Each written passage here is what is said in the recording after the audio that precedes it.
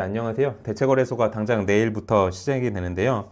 저도 자동매매 관련해서 대체거래소 때문에 좀 수정해야 될 것들이 있어서 잠깐 켰다가 지금 카메라도 같이 켰습니다. 어떤 제도가 생기면 그 안에 이제 기회도 있고 좀 안 좋은 점도 있을 수 있는데 제 입장에선 좀 안 좋은 점들이 많은 것 같아서 그런 부분에 대해서는 좀 알려주는 데도 없고 해서 제가 카메라를 좀 켰습니다. 근데 일단 대체거래소가 어떤 곳이냐면요. 투자자가 이제 주문을 증권사에다 내면은 그 증권사는 이제 한국거래소로 보내서 여러 개의 증권사에서 온 주문들을 합산해서 체결을 시켰죠. 근데 이제 이게 다 한국거래소로 가는 게 아니라 대체거래소라는 것들이 하나 더 생기면 연로도 일부 보내서 여기서도 체결을 시키는 겁니다. 그래서 어쨌든 투자자 입장에서는 증권사에 주문을 내기 때문에 이 뒷단은 크게 신경 쓸 필요는 없어요. 이런 점에 대해서는 뭐 대체거래소가 생기든 말든 큰 상관이 없습니다. 근데 대체거래소의 지분 구조를 좀 보니까 금융투자협회라는 곳이 6.64%를 가지고 있고 7개 증권사가 6.64%를 가지고 있다고 합니다. 그러면 일단 금융투자협회라는 곳도 대부분 증권사들이 정회원으로 되어 있는 곳이기 때문에 증권사는 대단한 이해관계에 얽매여 있는 거예요. 넥스트 트레이드라는 곳에. 그렇기 때문에 당연히 좋은 점만 부각시키지만 투자자 입장에서는 좋은 점만 있을 수가 없거든요. 특히 그 단기 매매 위주로 하시는 분들에겐 정말 안 좋은 점들이 더 많습니다. 저도 그렇고요. 그래서 그런 점들에 대해서 좀 나눠보려고 합니다.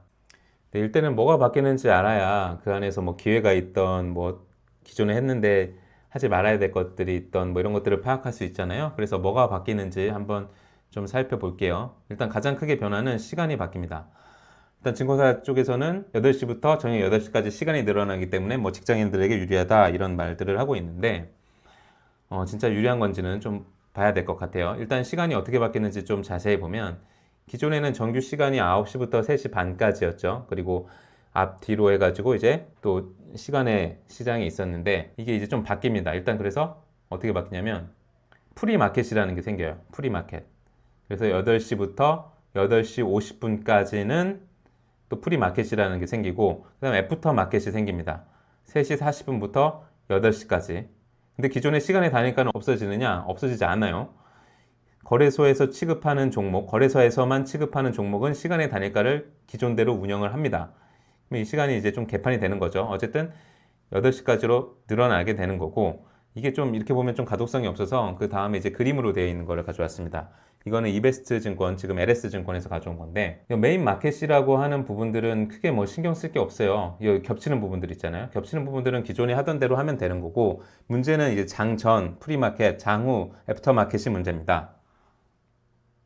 KRX에서는 기존대로 장전 시간의 종가라고 해서 8시 반부터 8시 40분에 전일 종가로 사고 팔고 할 수 있는 시장이 기존대로 있고, 근데 프리마켓이라는 게 또 생겨가지고 이 프리마켓에서는 또 NXT에서는 자유롭게 또 매매를 하게 됩니다.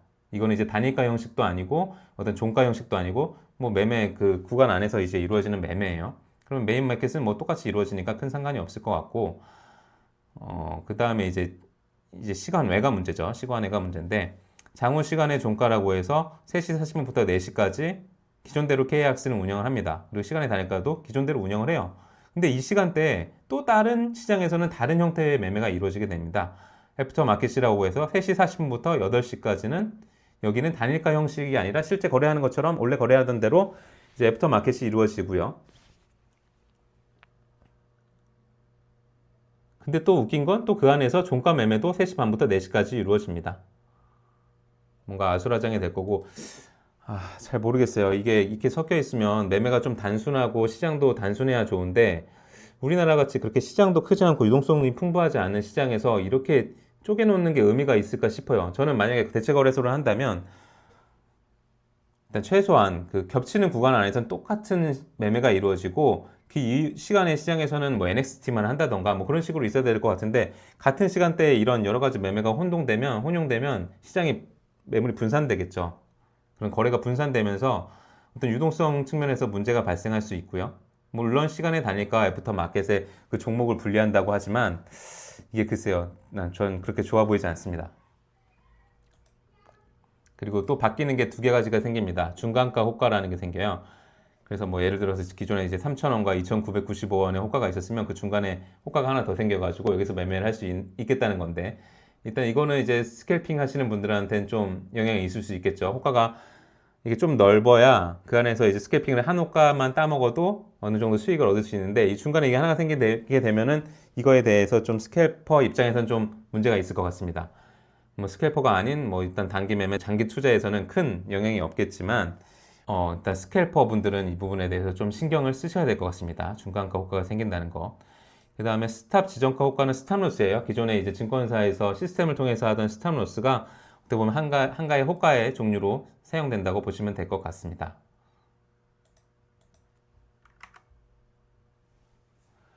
그리고 이제 대상 종목을 보면 일단 다음 주부터 일주일간은 이 10개 종목만 한대요. 롯데쇼핑, 제일기획, 코롱인더, LG U+, S-오일, 뭐 골프존, 동국제약, SFA, YG엔터, 컴투스. 일단 이 10가지 종목만 한다고 하고 이 10가지 종목에 대해서 그러니까 A to A수로 매매가 되는 거예요. 그렇게 규모가 작은 회사는 없지만 어쨌든 그 시간 동안에는 유동성이 풍부한 시간이 아니기 때문에 어떤 그 가격에 왜곡이 발생할 수 있다는 점을 알아두셔야 되고 그 왜곡을 가지고 뭐 매매를 할 수도 있겠죠. 매매가 기회가 있을 수도 있고 그로 인해서 손실을 볼 수 있는 케이스도 많이 생길 겁니다. 그래서 결국 처음에 이제 오픈하고 2주간은 10개 종목으로 하다가 차차 늘려서 800개가 된다라고 합니다. 이 800개가 됐을 때 나타날 수 있는 변화는 시간의 시장인 것 같아요. 기존에 이제 시간외가 뭐 10개 종목만 여기서 NXT에서 하게 되면은 나머지 종목은 시간의 단일가에서 기존대로 매매를 할 수 있을 거니까 이 매매하시던 분들은 그대로 매매를 하면 되는데 이게 만약에 800 종목으로 늘어난다면 여기서 시간의 단일가에서 800 종목은 매매할 수가 없게 되는 거예요. 800 종목은 매매할 수 없고 그 800 종목은 요 애프터 마켓이라는 곳에서 매매를 하기 때문에 800 종목 정도 됐을 때는 시간의 단일가가 굉장히 의미가 없어지고 이거를 주요 매매로 하셨던 분들은 정말 걱정을 많이 하셔야 될 거라고 저는 생각을 합니다. 지금 상장 종목 수가 2,800개예요. 2,800여 개인데 이게 800개까지 늘어나고 앞으로 만약에 더 늘어날지 안 늘어날지 모르겠지만 더 늘어나겠죠. 잘 된다면. 잘 안 된다면 뭐 여기서 멈출 거거나 뭐 없어질 수도 있겠고 어쨌든 800개에서 800개 정도 되면 시간의 단일가 매매가 굉장히 어려워질 수 있다는 점을 반드시 알아두셔야 되고 그리고 이 애프터 마켓도 시장에 자금이 풍부하지 않은 상태이기 때문에 시장 왜곡이 굉장히 많이 발생할 겁니다. 이 시간 동안 기존의 그 품절주라고 있죠. 유통 주식수들이 적은 종목들 거기서 나타나는 현상들 장이 안 좋았을 때 그쪽으로 이제 수급이 몰려서 일부 종목이 상한가로 간다거나 이런 가격 왜곡이 발생하게 되는데 그런 것들이 애프터 시장에서 많이 발생을 할 겁니다. 네. 그런 점을 알아두셔야 되고 언론이 밝히는 이점이라고 하는 게 이제 수수료가 줄어든다. 근데 기존에 수수료라고 하는 게 대부분 증권사에게 가고 그중 아주 일부만 KLX 한국거래소로 갑니다. 그게 이제 0.0027%인데 1억을 매도하면 2,700원밖에 안 돼요. 그래서 여기서 뭐 30% 해봤자 700원? 700원 정도 되는 수준이라서 그게 의미가 있는지는 잘 모르겠습니다. 거래 시간이 일단 바뀌게 되면 어떻게 될까요? 전체적인 거래 대금은 늘어나겠죠. 그러면 증권사 입장에서는 전체적인 거래 수수료는 늘어나서 좋을 거예요. 근데 이게 그 시간 대비해서 그대로 이제 거래 대금이 늘어나는 게 아니라 그 시간당 거래 대금은 줄 거예요. 100% 줄 거예요. 그렇게 되면 시장 안에 유동성은 더 줄어듭니다. 유동성이 줄어들면 투자하는 입장에서는 굉장히 힘들어집니다. 호가가 얇아지고요. 이 움직이는 파동이 줄어들 수밖에 없어요. 유동성이 줄어들면. 그래서 단기 매매에는 큰 영향이 있을 수도 있습니다. 넥스트 트레이드가 잘 되면. 근데 뭐 크게 뭐 잘 되지 않고 그러면 기존과 크게 변하지 않겠지만 어쨌든 변할 수 있다라는 것들은 꼭 알고 가셔야 돼요. 네. 그래서 매매에 어떤 영향이 있을까 좀 생각을 해봤어요. 장기 투자하시는 분들은 큰 뭐 그건 없을 거예요. 근데 이제 장기 투자하시는 분들도 어떤 시장의 유동성이 좀 있어야 매매하기가 편해지기 때문에 그런 부분들에 대해서는 좀 영향이 있겠지만 어쨌든 장기 투자하시는 분들은 큰 영향은 없습니다. 특히 대형주 장기 투자하시는 분들은. 그런데 이제 중소형주 장기 투자하시는 분들은 영향이 있을 수 있겠죠. 호가나 어떤 가격의 왜곡이 일어날 가능성이 더 높아지니까.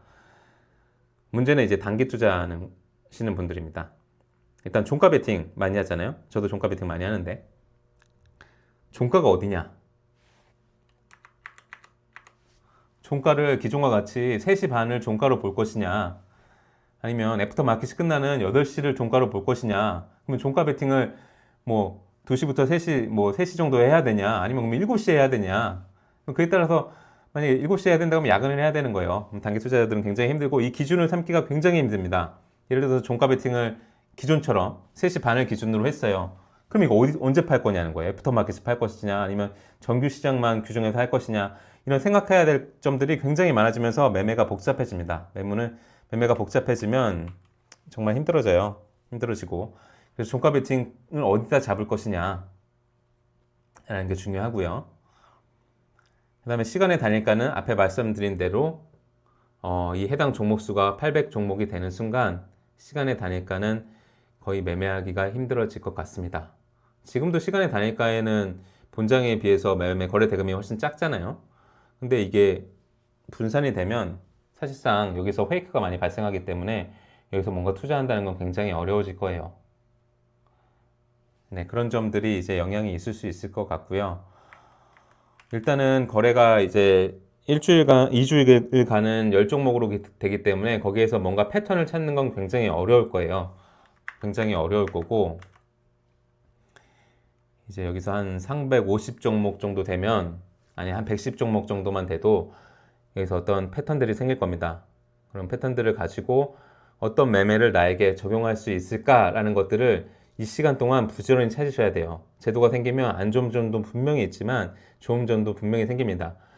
계속 이게 불평만 할 수는 없잖아요. 그 안에서 이제 기회를 찾는 시간이 한 3주 정도 될 것 같아요. 그래서 이 3주 동안 잘 하게 되면 거기서 일단 어떤 패턴들을 잘 찾아서 그 안에서 또 매매를 하게 되면 어떤 좀 뭐 새로운 기회가 생길 수도 있을 것 같아요.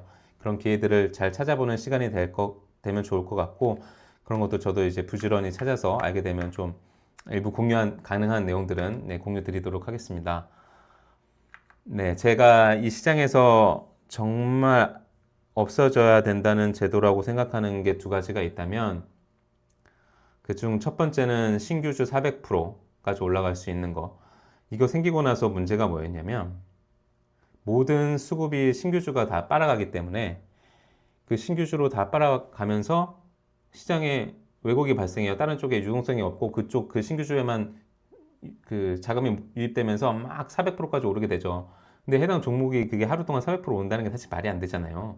이 제도가 왜 생겼는지는 잘 모르겠어요. 근데 여기서 또 이득을 보는 사람들이 분명히 있겠죠. 상장을 하게 되면 그 안에서 뭐 자금, 뭐 엑시트하기도 좋아지고, 뭐 수수료 수익도 얻을 수 있고, 이런 점들이 생길 거예요. 그런 점이 생길 거니까 아마 생긴 걸 텐데, 어쨌든 신규주, 그 다음에 대체거래소, 이 부분에 대해서는 정말 좀 다시 생각해 봐야 될 점들이 분명히 있다라고 생각을 합니다. 그러나 그 안에서도 신규주가 생겼을 때 신규주 매매 잘 하시는 분들은 정말 엄청난 수익을 얻었던 것처럼 대체거래소 안에서도 뭐 좀 기회를 찾아가시면 좋을 것 같습니다. 네, 감사합니다.